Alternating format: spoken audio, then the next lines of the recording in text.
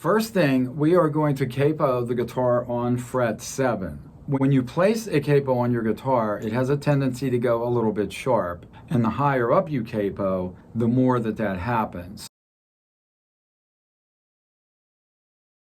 So let me run through your chord list. We are in the key of E minor. Our A minor form on fret 7 when you're capoed is an E minor. So we'll be playing that chord a lot of times without the first finger.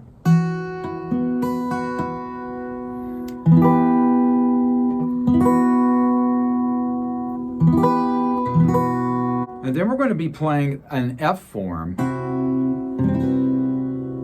which is going to be sounding a C chord or a C major 7 chord. What I'm doing there is playing a tilt bar form, leaving the first 2 strings open. Eventually we're going to have to close that up, which I'll show you as we go through the part.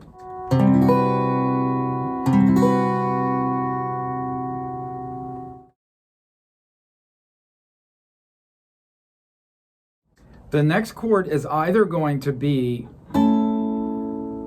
this, which is an A major chord, but with the capo it's going to look like it's a D major chord, or it's going to be this, which is an A minor chord, but it looks like a D minor chord.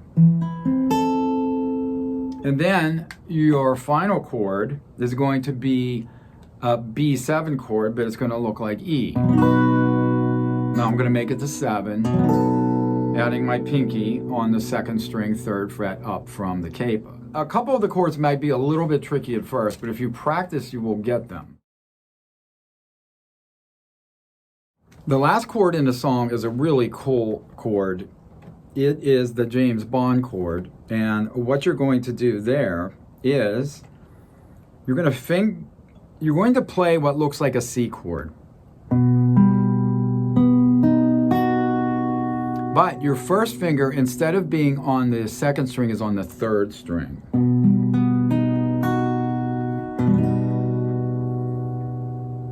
So that is actually a G augmented chord with a major 7. A G augmented chord would be that sound, which is like playing a small F chord in the middle of the guitar, the middle 4 strings. But we're going to leave that 2nd string open and just strum like that. Kind of a cool little move on their part to throw that in, being that it's for a James Bond movie. So let's start with our A minor chord. We are not going to use our first finger. Here is the pattern.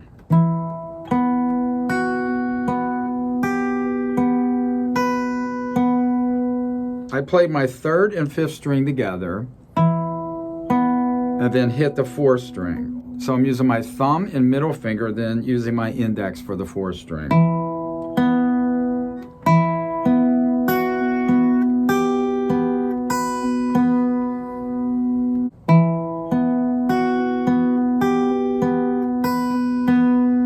Make sure you get a pretty powerful hit on the 5th string so it rings.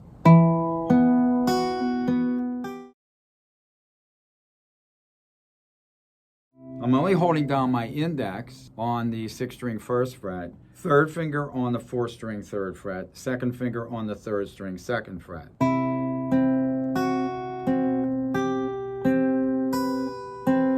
So I did a little move there. This does come up in a lot of fingerstyle guitar music, so it might be something worth doing so that you already have that in your tool chest.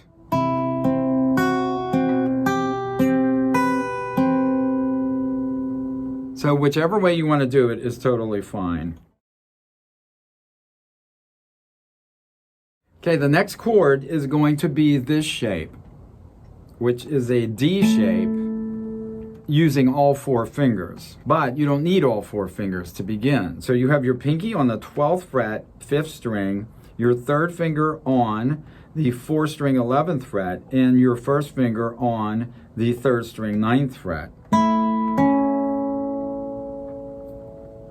So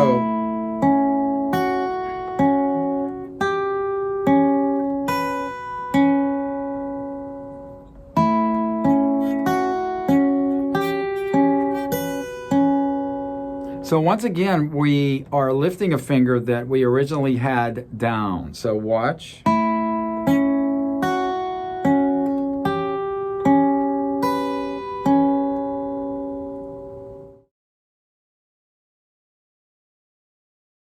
And then we go to our E major chord.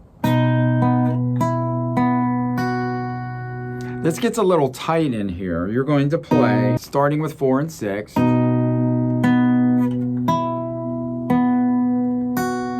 Kind of have to move backwards, and sometimes that capo gets in the way. So what I'm going to do is slide the capo back a little bit. And then we go through the whole progression again.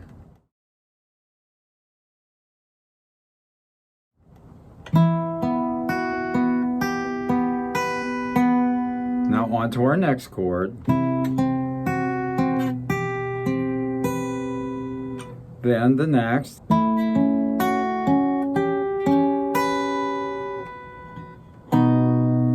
And then you end with the E chord. Just hit it and hold. And then you're off and running. So let's do the whole intro.